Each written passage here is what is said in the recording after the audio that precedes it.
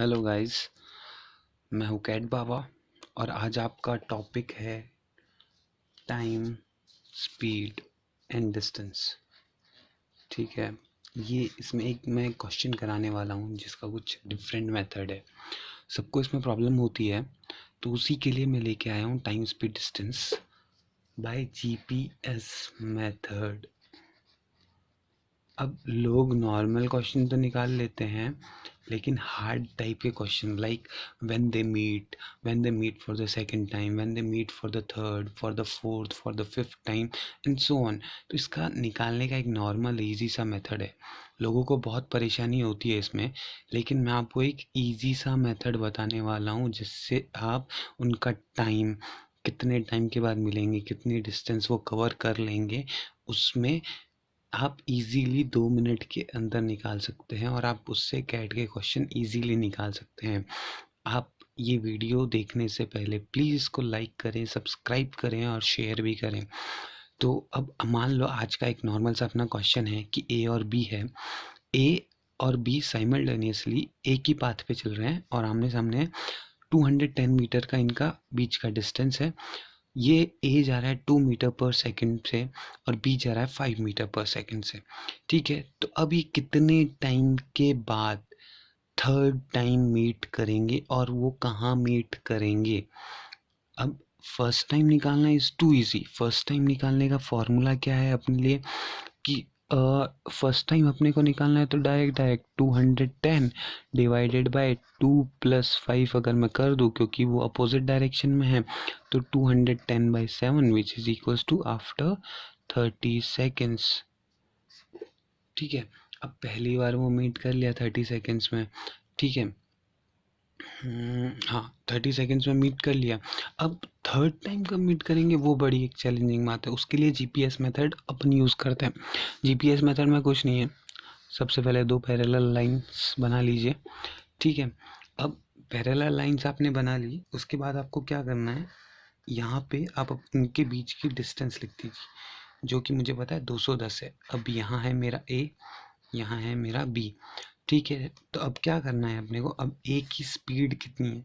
ए की स्पीड है 5 और वो 5 मीटर पर सेकंड से चलता है, तो 210 वो कितने में कवर करेगा?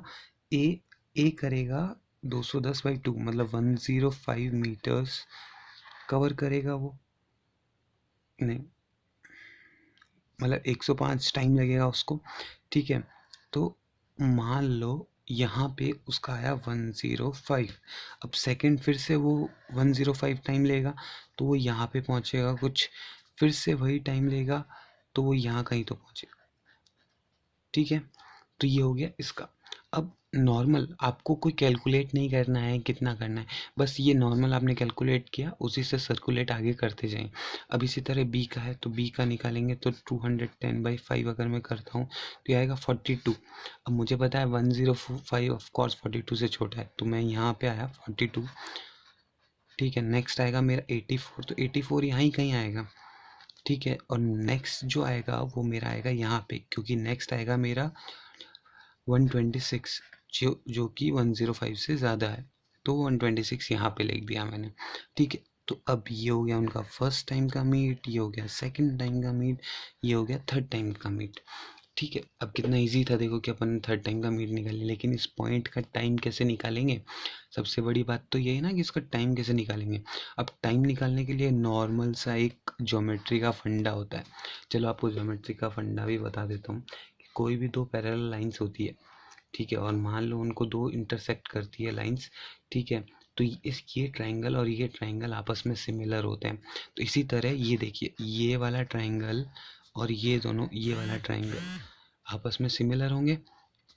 ठीक है, अब ये सिमिलर होंगे तो मुझे ये पता है ये कितना है, ये है मेरा 21। ठीक है, और ये है मेरा 126, तो इनका रेशियो कितना हो गया? 21/126 विच इज़ इक्वल्स टू 1/6। ठीक है, तो ये आपस में 1:6 में डिवाइड करेंगे। ठीक है, क्योंकि अब रेशियो के हिसाब से अगर इसकी लेंथ कुछ भी है तो इसकी लेंथ हमेशा 6 होगी, मतलब 1:6 का ही रेशियो होगा हमेशा। मान लो इस पॉइंट को मैंने P माना, Q माना, इसको O माना और ये ए है ही, इसको अपन सी मान लेते हैं, ठीक है। तो अब P Q upon A C which is equals to, अब यहाँ पे कुछ पॉइंट डी माना मैंने, तो D O upon E point मान लेते हैं, डी ओ अपॉन, अब ए सी अपन ने कंप्लीट लिया था तो इसका भी ओ ई ले लिया, ठीक है, विच इज इक्वल्स टू 1:6। अब मुझे ये टोटल लेंथ पता है 210, तो और वो कौन सा पार्ट होगा, ये वाला पार्ट 1/7 पार्ट, क्योंकि 6 तो ये हो गया और 1 ये हो गया, तो 1/7 इंटू 210, तो ये अपना हो गया 30 सेकेंड्स। मतलब यहाँ तक 84 चलने के बाद वो 30 सेकेंड्स नहीं, डिस्टेंस 30 मीटर्स और चला होगा, ठीक है। अब 30 मीटर्स चलने के लिए बी को कितना टाइम लगेगा, 5 से कर लो तो 6 सेकेंड्स और लगे उसको थर्ड मीटिंग के लिए, मतलब 84 plus 6 which is equals to 90 seconds उसको लगे।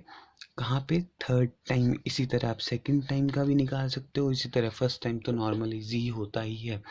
तो ये क्वेश्चन था जीपीएस मेथड। आपको नॉर्मल सीधा सीधा आप मान लिया कि पहला टाइम है, आप इसके अगर 2-3 क्वेश्चन ऐसे ही करते रहेंगे तो आपको पता चलता रहेगा कि कैसे कैसे इसको सॉल्व करना है। नॉर्मल कुछ भी नहीं है, जो भी आपको पॉइंट निकालना हो वहाँ तक आप लेके जाइए। मान लो इसका फोर्थ पॉइंट कहाँ था, तो आप फोर्थ पॉइंट इसको यहाँ से ऐसे खींच के लेके जाओ, ठीक है। तो यहाँ पे ये आपका फोर्थ पॉइंट, ये आपका फर्स्ट, ये सेकंड, ये थर्ड और ये फोर्थ पॉइंट हो जाता मीटिंग का। तो बस आपको यही करना है। और इसी तरह ये आपका टाइम का ग्राफ, ये डिस्टेंस का ग्राफ, और आपको टाइम आपके पास है ही, यहाँ से निकल जाएगा। तो बस इसी तरह आपको ये जीपीएस मेथड फॉलो करना है। कोई भी आपको अगर ये कितना इजी नहीं, वरना आप थर्ड टाइम निकालते निकालते कितना टाइम लग जाएगा।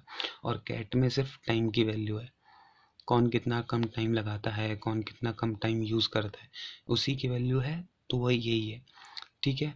चलो प्लीज़ इसको सब्सक्राइब करना ना भूलें, शेयर करना ना भूलें, लाइक करना ना भूलें। Thank you.